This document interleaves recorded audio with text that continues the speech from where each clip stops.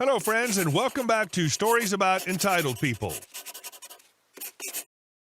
Let's start our video with a story about the neighbor from hell, a man who just couldn't mind his own business. But before we begin, best way to support our channel is to leave comments, like, and subscribe with the turned on bell so you don't miss the new video every single day. Here we go. Goodbye, Gene. Enjoy the one thing you hated most.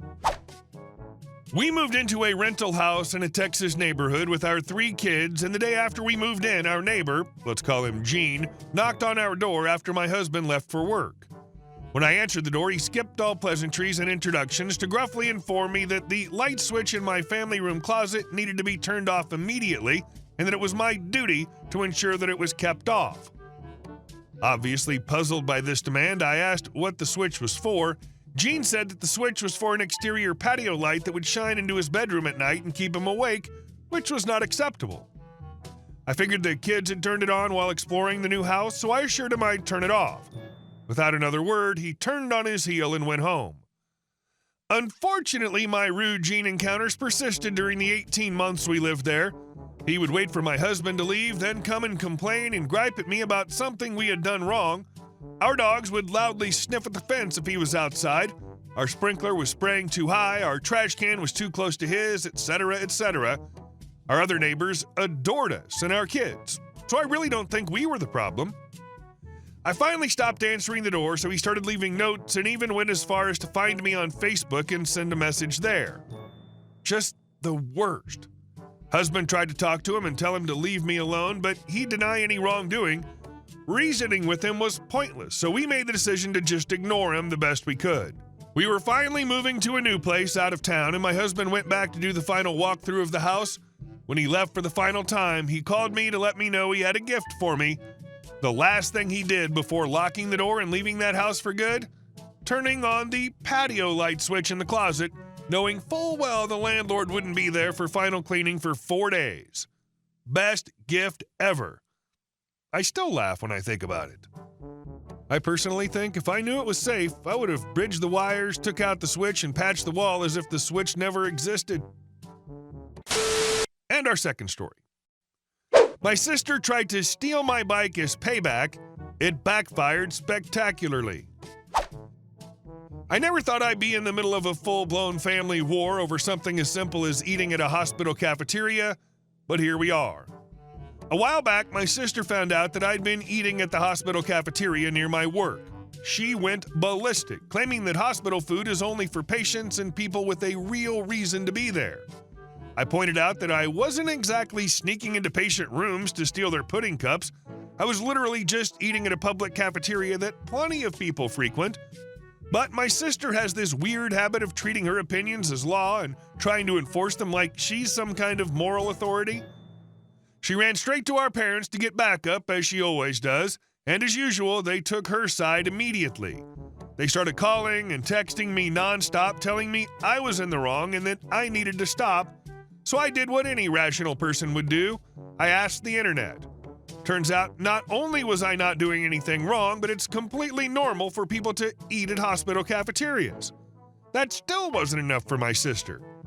A few days later, she called me up to demand I stop going to the hospital cafeteria. I said no. Cue round 2 of my parents getting involved, but this time my sister overplayed her hand. She started trying to rally other family members to her cause, expecting them to gang up on me. Unfortunately for her, no one else agreed with her. Our uncle even chewed out my parents, calling them out for always siding with her because she's their favorite. My cousin, who works nearby, even started joining me at the hospital cafeteria for lunch after hearing about all this. The more my sister tried to act like she was right, the more people started actively proving her wrong. At that point, my parents backed down out of sheer embarrassment.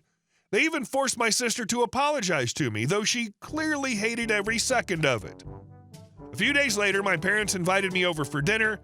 It felt more like damage control than anything, like they were trying to prove to the rest of the family that everything was fine. The dinner was great, turkey with gravy, my favorite, and my sister seemed oddly giggly the whole time.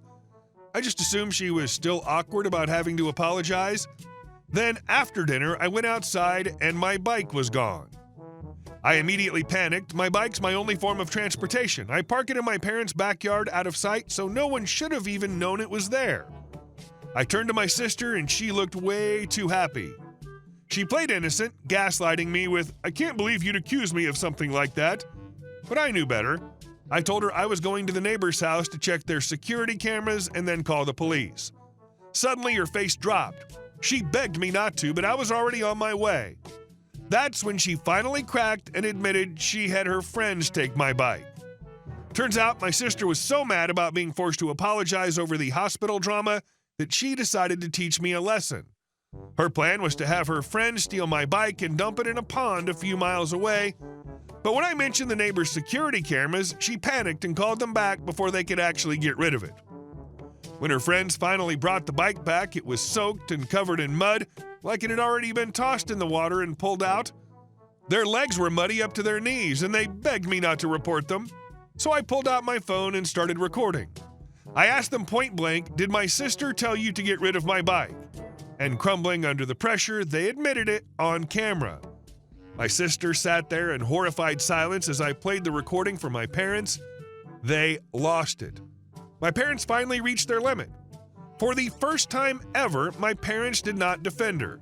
They tore into her while she threw a full-blown tantrum, sobbing on the floor, pounding her fists, and kicking like a toddler.